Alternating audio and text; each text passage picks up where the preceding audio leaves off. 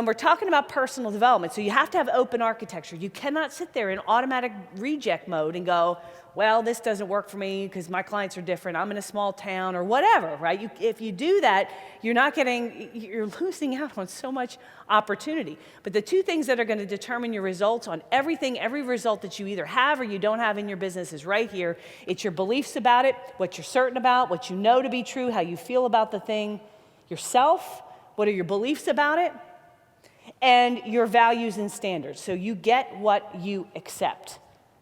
Okay, so your income, probably the best analogy I've heard, and I've heard several speakers say this, I'm not sure who to give credit to, but it's like a thermostat in a room. So if we set the thermostat to 70 degrees, right? If the temperature starts to drop, the heaters are going to kick on and it's going to heat us back up to 70 degrees. 70 degrees is the comfort zone that you're in. Now, but the same thing happens if it starts to heat up in here and it gets to 80 degrees, the air conditioner kicks in and it cools things off. And it's the same thing, that's your belief system at play saying if things get too good, if I make too much money, things are gonna cool down as well, right? So you have to be on an awareness level. And here's a really good way to figure out your belief system in anything. So take any goal. Think of a goal. Don't say it out loud. Think of a goal in your mind, right? Think of a goal in your mind that you want and you just have not been able to achieve it no matter what you do. Maybe it's losing weight. Maybe it's getting to a certain level of revenue. Maybe it's getting out of debt. I don't know. Whatever it is, think of that in your mind and then ask yourself this question: why haven't I achieved success yet? And what'll come up are your beliefs.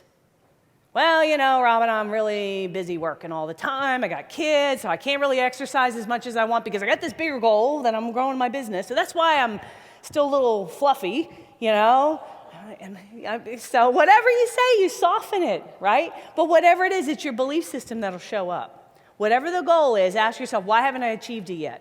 And it may be that the goal's not that important to you. That could be as well. Maybe you feel like you should do it because other people say you should do it and you really don't want to do it. That could be it. But usually it's a belief system that shows up. And the beliefs about marketing that's going to keep you broke, and I know I've gone over this, but you need to be reminded. I know I've gone over this, but please, this is like I see it all the time. I don't like to bother people. I don't want to do all those. How many emails you want me to send? I'm going to bother people. People don't like so I'm not going to send out 3 emails. I'll send out 1 email because I don't want to bother anybody. Guess what? Marketing's about bothering people, right? That's what we do. I am like a professional freaking reminder service, right? I mean, that's what we run around here. And the thing is, you're so in tune to it, you see it so much, you think they see it, they don't even notice it. You've got to be, the amount of reminders, communications on offline, online, that you need to even make a blip on the radar is way bigger than you can imagine. People don't like to be sold or get sales calls, so therefore you don't sell. Well, that doesn't make any sense. Yeah, people don't like to be sold, but they do like to buy stuff. They need things, all right? I feel uncomfortable talking about or asking for money. You've all done it. How many of you admit it, and you've heard me say this before, but this is a good reminder, how many of you have sat in front of a prospect and it's a big, juicy opportunity? I mean, this is like the big one, right? So you're like posting to the queue, oh my God, I got a big fish in the line. Anybody got any ideas of how I don't screw this thing up, right? It's a big one. You work up the quote, you look at the price, and you choke. And with no reason, like the client didn't say, I need to stay within a certain budget. The client didn't show any indication that they need a certain price range. Without any reason other than you feel uncomfortable quoting that price, you reduce it. You've all done it. Yep, you've all done it. See, you got to get over that. You got to get comfortable. You can't deliver the quality. I don't feel comfortable charging that much, making that much. I don't like being labeled as a salesperson. If you're really good at what you do, you shouldn't have to do marketing anyway, Robin. I'm a tech. This is the big one. I'm a tech. I'm not a salesperson, right? That's the big one. That's the big one. I'm not good at talking to people, and that might work for everyone else, but it won't work for me for any number of reasons. And my clients and my business is different. Or that marketing is just too aggressive and hokey and pushy, and it's just not me. So here's what you got to know about all of this. And we could probably come up with an even bigger list if we sat down, right? Here's what you got to know. You have signed up to run a marathon, and you have, on your own initiative, put a 100-pound rucksack on your back and cement shoes on your feet. So when you have these beliefs, that's all you're doing. Because a lot of your competition that's succeeding, that's growing, that's taking your customers away at higher price points have not encumbered themselves with these kinds of beliefs. And these are only your feelings. And the first thing is you be aware of them, and then you can go to change them. And part of changing is coming to events like this because you can hang around people who are winning and succeeding. Sometimes it's just sitting next to somebody and saying, are you really doing that? Wow, that's cool. Maybe I could do that. All right? So I know I've talked about this ad nauseum, but I got to tell you again and again, and I wanted to remind you at first here at boot camp because you're going to hear so many great ideas. You're going to hear the better your best competition. You're going to have more strategy and sessions from me. And you got to unburden yourself because I'm telling you, I've been doing this for 16 years. I have over 8,000 customers. I have talked to so many different businesses, from brand new startups to companies that are doing 50 million to like Mont Phelps doing $500 million in revenue. I'm telling you, I've seen it all, right? This is what holds people back from success. It's not that they don't have a campaign. It's not that they have some cool hiring technique to find only the best people. It's not that they have more revenue. It's not that they're in a different city than you. There's examples out there after example after example of everyone who can succeed no matter what is going on, no matter where they are, where their revenue is, what client base they're in, what city they're in. It doesn't matter. All right? The fish rots from the head down. And you got to think about this, and you got to kill these beliefs. All right? So now we're going to talk about some more sort of personal development, but a little bit more strategic. And one of the things that I really want you guys to focus on is thinking in terms of outcomes. Now, have you guys all downloaded the PowerPoints and the documents and so forth? Yes? That would be your turn to say something. No? Okay. So all the PowerPoints are up there. And if you can't see the screen or you want to follow along, and there are documents, we did not print them out. We gave them to you electronically. Seems to me people are more happy with them electronically. But anyway, so the first thing I want you to start thinking about and training yourself to think about is in terms of outcomes. So when people first come to me, they're always asking, Robin, what should I do? You know, Robin, what should I do?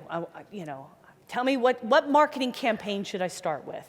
Should I do email? Should I do the bad date letter? Tell me what to do, right? And the problem with that question is that they're thinking in terms of to-dos, not outcomes. And if one thing I can get you to do, one habit I can get you to get into is constantly asking yourself, what is my outcome? What is my outcome with this? If I'm going to be on a call with a client, what's my outcome? If I'm going to have a meeting with one of my team, or if I'm going to have a staff meeting, what is my outcome? If I'm going to be planning my business, that's a big one. What is my outcome? Because this quote was from President George Bush. I love this quote. If you do not set an agenda, others will be happy to provide you with theirs, but they probably won't have your best interests in mind. Now, it's not to say that people are evil and that they're trying to take you over, although they will, because they're always putting their to-dos on your list. Right? I want you to do that. I want you to do that. And clients, employees, family members, you have to be really clear on what your outcome is. So you have to train yourself to think in terms of not tactics, not to-dos. Because you know what? If I have you sit down and I had you write out a list of all the to-dos that you have to do, I would freak everybody out, right? If I made you sit down, sit and make the list in your head of all the things you got back at the office that you got to open, that you got to do, the stuff in your business with employees, the client work you owe, the marketing that you haven't gotten done, and that's just the business. Then there's your personal life, you know, with your kids. I mean, having kids, I don't remember ever, like my kids, like holy smokes. Am I the only one that like every day there's something special going on at school? Like, you know, Monday they got to wear a purple shirt because it's purple day, and Tuesday they bring an orange in, and then Wednesday they got to bring a feather, it's just like random, right? It's just all this stuff. You got to remember. So you got all that to manage. You got the house to take care of. You got to think about your retirement. You got to think about all these things. If you thought about these to-do lists, your head would explode. And that's where your stress is. Because a bunch of to-dos without knowing what your outcome is pointless, because you might not have to do all those to-dos to get your outcome. You're just confusing activity with accomplishment. So when someone asks me, well, Robin, what campaign should I start with? The first thing I'm going to say is, well, what do you want to achieve? What's your goal? What's your goal with your business? So you got to start to think in terms of not tactics and activities and to-dos, but outcomes. What's your outcome for this event? If you're going to go sponsor an event, what's your outcome? Maybe there's multiple outcomes. Maybe it's to generate revenue, to generate leads, find a strategic partner. Then you think strategies, and then you think actions, not the other way around. All right, so like you might ask yourself, well, I want to get more clients. But then I would say, well, why do you want more clients? And if you said, well, those additional clients what will they give you? Maybe they'll give you profitability. Maybe that's what you really want. You want to make more money. You're articulating it that you want more clients, but your real outcome is that you want more profits in your business. Well, if we could get clear that we want more profit in the business and that's the outcome, maybe we don't have to add a single client, right? Maybe there's a better way of getting there. Maybe we could identify all the unprofitable clients who are dragging down profits and fire them or force them to pay us more money, what they need to. That's one way to do it. We could identify the low profit services. Maybe there's things that aren't profitable and figure out why. Maybe you are charging enough. Maybe operations need to be tightened up. Maybe you have to trim some of the expenses there. Maybe you're doing work for free. Maybe you're not billing properly, right? Maybe that could be what fixes it. You could raise prices across the board. And don't be emotional about this, folks, because I'm going to tell you right now, if you really do the math, if you raise your prices by 10%, in most cases, you could lose up to half your clients and still take the same amount of money home, right? I'm talking about money home. So just, again, don't confuse activity with profit. That's two different things. You might be able to lose some clients if you raise your prices, and I do this with clients all the time. When I used to take private clients, and I really don't do that much anymore because it's not scalable, but when I would take private clients, the first thing I'd insist that they do is raise their prices, because I'd instantly pay for my services that way, right? I'm going to pay for myself right now. Raise your prices. And I'm a very literal person. I don't mean like go home and think about raising your prices, go home and talk it over with your spouse and your employees, and maybe with one client. I mean raise your prices. Go home, here's the letter you're sending to everybody, and effective next month, everybody's price is up 10%. Do you know how many clients lose their customers when they do that? I've yet to have anyone lose less than 5%. I'm not saying they don't lose, because there are some, but the revenue, the profitability increase is exponential compared to the loss that they might incur. It's all emotional. It's all head stuff, right? So before you start doing any kind of marketing, before you start implementing anything, get really clear on what's your outcome. Because if you're clear on what your real true outcome is, there may be a better way of getting there, right? You could cross-sell existing clients, you could sell them more and increase the profitability, and maybe then target better quality clients at higher fees. Maybe that's what we could do. And the most important question every single day that you should be asking yourself, seriously, and I'm talking to myself too, because even when I was creating this presentation, it helped re-clarify this for me. But what am I really trying to accomplish here? What does success look like? What are you doing in your business? You're getting up every day, investing your time, your money, your effort, your energy. You're taking on all the risk. What is your outcome? What do you want to achieve?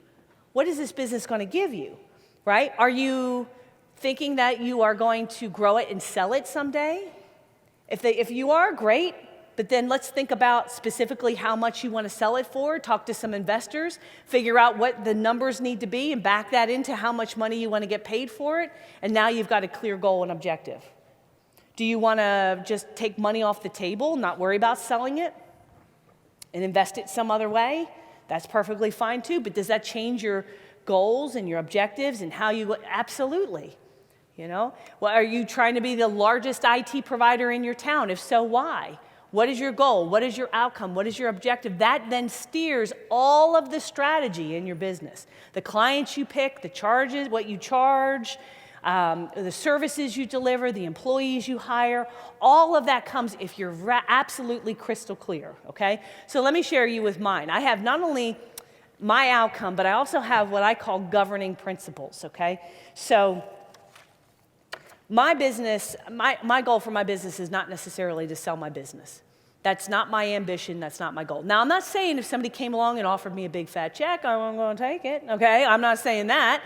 I mean, a girl's always open to something, but that's not necessarily my goal. So when I wake up in the morning, I am not thinking, okay, we need to get it to this level of EBITDA so that I can sell it, because that would change what I'm doing in my business. You know, when I had O'Leary come in, there are certain businesses that you have to get to a certain revenue level and EBITDA in order for them to really be worth buying, and it varies by industry.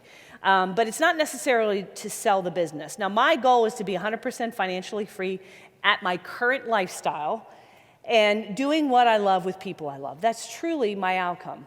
That's it. And that my governing principles to make the maximum amount of money possible. Now, this is one I think that we're going to talk about in a minute. I got to work from home. I'm absolutely adamant at this. I'm going to be 46 next week. Ain't changing, okay? I am working from home. I hate putting hair makeup, all this. Forget it. I want to be a hermit. I'm building a compound. I grow my own vegetables, right? You know what I mean? Like, you're getting the idea? I do not want to leave the compound. That's just me. Now, if you're different, God bless, right? But for me, I got to work from home. Travel's got to be kept to a minimum. 0 annoying people. I mean, 0. Yes, 0. And you know what? Because it's a governing principle, I really have, and believe me, if they show up, we shoot them down real quick, right? Because they're always showing up. They move around a lot, right? So, you know, annoying people, it's another Kennedy quote. If I'm laying in bed at night thinking about you and we aren't sleeping together, you got to go, right? I mean, that's just the bottom line, right? And like Peter Velez, where's Peter? Okay, yeah, Peter's line, how did you say to your secretary? You said that you sat, I think it was a secretary you had, and she was kind of not working out exactly, and you sat down and you tried to use the line. You used it inappropriately because I don't think you could. But his line was, he said, how is it now? You know, if I find myself laying in bed awake at night thinking about you and we're not sleeping together, you know, there's 2 ways we can fix this. I think that was how which was not the right way. That's not what I said. Just to be clear, hashtag me too, all right? That's not what we said. And you married her. Okay, well, that's good. Made her an honest woman. All right, very good. But here's the reality, okay? So maximum amount of money, okay? There really are, and let me talk about this too, because this is a big one. And most people do not wake up every day thinking, I want to take the maximum amount of money or make the maximum amount of money out of my business. I mean, think about it. Do you wake up every day saying, how do I make the maximum amount of money? Do you go into sales calls going, how do I make the maximum amount of money I can? Do you go into anything that you're selling and think that? And that I think it's because there's really a couple groups of people, right? So there is the be your own boss crowd. Now, there's a lot of entrepreneurs, and we're going to use the term entrepreneur in quotes, but there are entrepreneurs that their ambition is not to have a business to make money. They want to make some money, but their ambition is more to replace the boss. So you take an auto mechanic. Auto mechanic starts, he likes fixing cars. So he opens an auto mechanic shop, and he hires a couple people, but he's not really trying to grow a multi-chain national auto repair shop. He just wants a place to kind of go to work.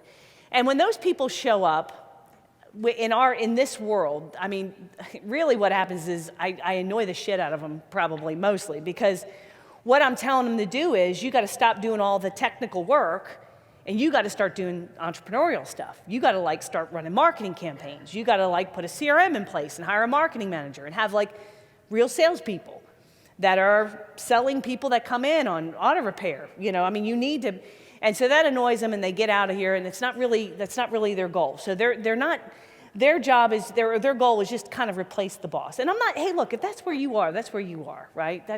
I'm not here to say that's bad. That's not how I'm wired. I don't think that's how most of you are wired. But beyond that, there are a lot of people who don't get up and think this, and a lot of it has to do with the belief systems that we talked about, right? They're and I think a lot of it is emotional hang-up, because when I say, Are you extracting the maximum amount of money out of your business? A lot of people instantly feel kind of weird about it. Like if I went into a sales call and I'm thinking I'm going to get the maximum amount of money out of this deal, a lot of you would feel uncomfortable with that as one of your goals. Am I right? Like, and why does it feel evil? Why does it feel bad? Because here's the reality of it. If you take advantage of people, which is what you're translating maximum amount of money to equate to negative thoughts. Like you're translating that into you got to scam people, you got to rip people off to make the max. And nothing is further from the truth. Because nobody grows a business ripping people off, overcharging people, taking advantage. I mean, in this connected world, no one is going to survive a business that way, taking advantage of people. So it's not about taking advantage of people. It's about thinking, how do I make the maximum amount of money here on this deal, on this opportunity, on this contract, on this product line, on this whatever you're doing. It's not evil, because without maximum amount of money, you can't pay your people well.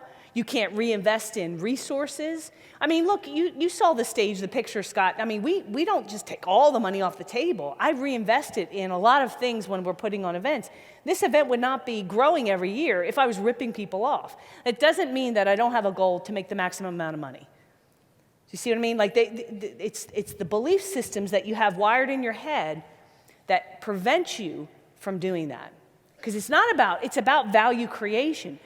Money follows value creation. People will put their money in the things they see valuable, right? But maximum money is a strategy that at least you're thinking about. So let's look at one thing in your business, right? Let's just look at one thing.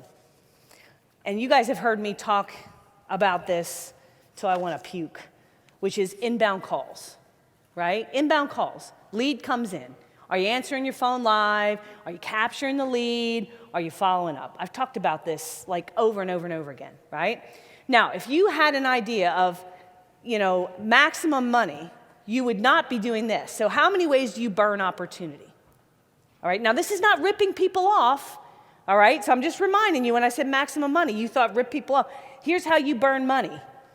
Inbound call gets voicemail, hangs up. Inbound web form, that doesn't work. I can tell you right now, if we tested your web forms, about 20 to 30% of this room would have a lead that's being opted in and it's going nowhere. How do I know? Because I bring people into seminar rooms, all of you in seminar rooms, I have people test it, and I guarantee about 30% of every room, their web forms are going nowhere. And because they haven't tested it, they haven't looked at it. They haven't looked at it in a year, 2 years. Inbound lead gets no follow-up, maybe an email. That's as good as no follow-up. Inbound lead that gets only email. A conversion lead that gets no appointment. Or conversation or a lead that gets no appointment. So someone calls in, you have a conversation, you go to trade show, you have a conversation. They say, we're interested, you call a couple times, they don't respond, you give up. You don't have a CRM, so it just falls, it's either in the desk in your drawer somewhere, who knows where the hell that card is, right? Appointment set, but not kept. Maybe they got busy, they didn't reschedule. Client quoted, no sale. See, a lot of you think they go to a competitor. See, it's like in the auto industry, there's a religion that they call it, there's no be-backs. There's no be-backs. So if you go into an auto dealership and you don't buy the car, very, very rarely will they follow up. Very rarely, because they have this ingrained belief that if you didn't buy the car while you're there, you ain't going to be back. You're going to go online, you're going to buy it somewhere else. And see, a lot of businesses think that's what happened. So a lot of you think when you quoted that client and they didn't come back, they didn't buy, you think they went to a competitor. Not necessarily. They may have not made any decision. A big percentage of them haven't made a decision. And they might not make a decision for 3 months, but if you're not following up and staying on top of them, you burn that opportunity. Client sold, but not premium package. That's another thing.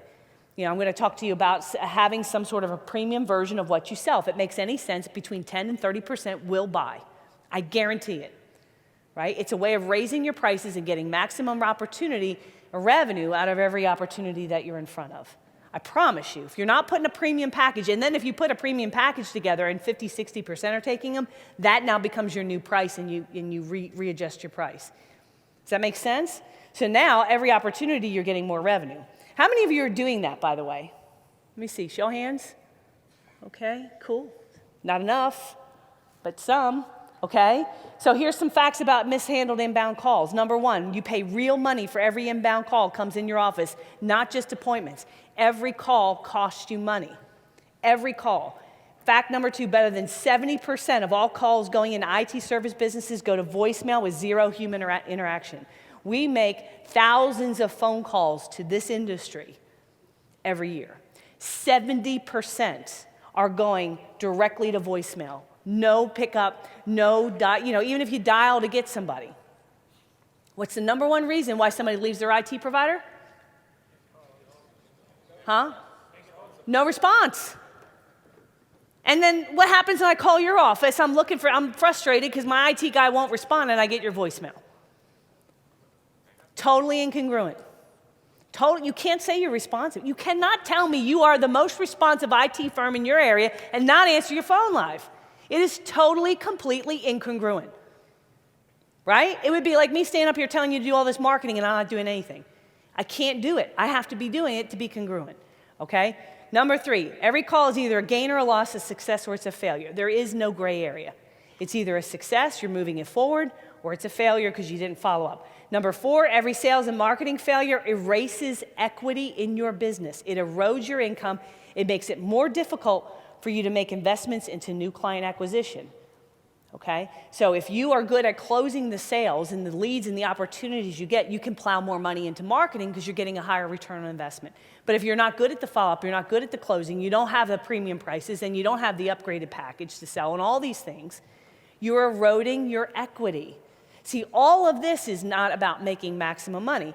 Number five, every sales and marketing failure also erodes profitability, and it erodes your ability to invest in delivering the best client experience and staff compensation. That's a fact. Do y'all buy that? Say, hell yeah, come on. You better believe it. That's the truth. That is the truth. That's the truth. You're burning opportunity. When I say maximum money, I'm not just saying, hey, let's go take this sucker for every penny he's worth. That's not at all what you want to do.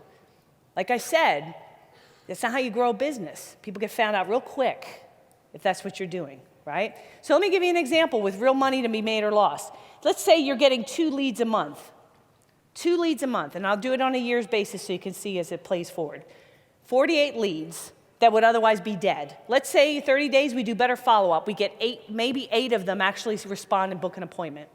90 days we do drip marketing, we get 4 more. We do 6 months, we do another 3-step sequence, we squeeze 3 more out, and then with continued drip campaigns, we get 2 plus, right? So that's 17 plus appointments. So if you had 4, let's say you're getting 2 leads a month. Here's what I want you to understand. Let's say you're getting 2 leads a month that are just coming in without and by the way, the average for this industry is 1 to 2 leads per month. That's the average. If you're doing more than that, good, God bless, you're doing more. But the average, when client, because we survey people, when they're coming to us, they're getting 1 to maybe 2 appointments per month. All right, so let's say we don't do any marketing we don't do any other marketing. We don't do any lead generation. We just do a better job with what we get. And we put in place